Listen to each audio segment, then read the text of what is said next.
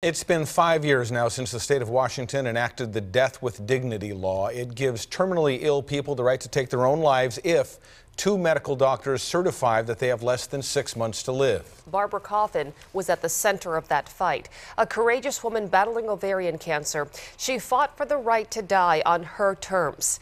Today, she did just that. Couple Force Guard Swanson has her story new at 11. All right, draw. Barbara Coffin is happiest with her family, spread out around their favorite table. Way to go all the way, Mom. Way to go. Being with each other, loving each other. I'm just like mother, like daughter. Living every precious moment. Right now, everything hurts. It hurts to move, it hurts to get up and down, it hurts to take a breath. I have no energy. Tumors have ravaged Barbara's body for 12 long years. Racked with pain, Barbara made the decision 2 weeks ago to start planning her death. To die, she says, with dignity. I love my family.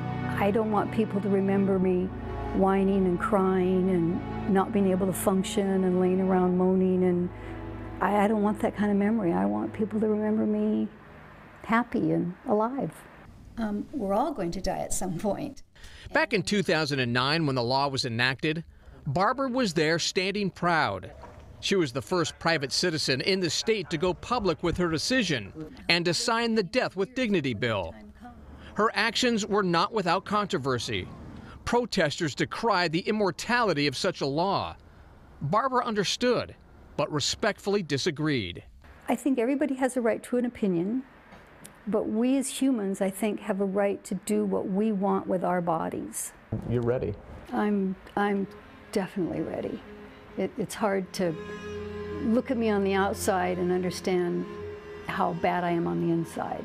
So it might be hard for people to understand how ready I am. A week ago, Barbara gathered her closest friends to say goodbye. There were tears and laughter, long hugs and loving kisses.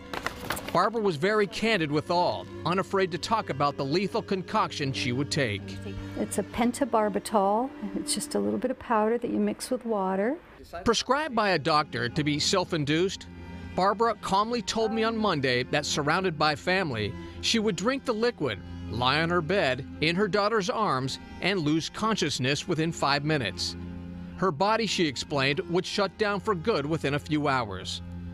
Difficult, her daughter Lisa admits, but exactly what she wants to do for a mother who has given her so much. And just watching her, how strong she is and how kind she is and how loving, it's been really beautiful. I feel really blessed. It was like 12 bonus years. Bonus years of appreciating each other. Barbara is most proud of being a mother, raising a daughter. Josh, a stepson, and devoted nephew Colby.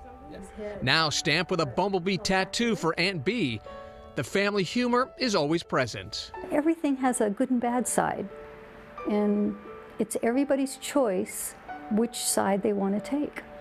You can choose to be happy or you can choose to be sad, and I choose to be happy.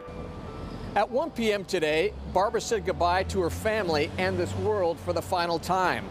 At 1:17, she took her medication. 3.5 minutes later, she was unconscious and then taking her last breath at 1:44.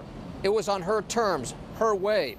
Yesterday, she told me she had one final message for everyone. Be kind to people you don't know. Do some random acts of kindness, and the world will be a better place. Barbara Coffin was 66 years old and adored by many. Guard Swanson, KOMO 4 News. The State Department of Health says 119 people took their own lives last year under the Death with Dignity Act. That's the highest annual total since the law took effect.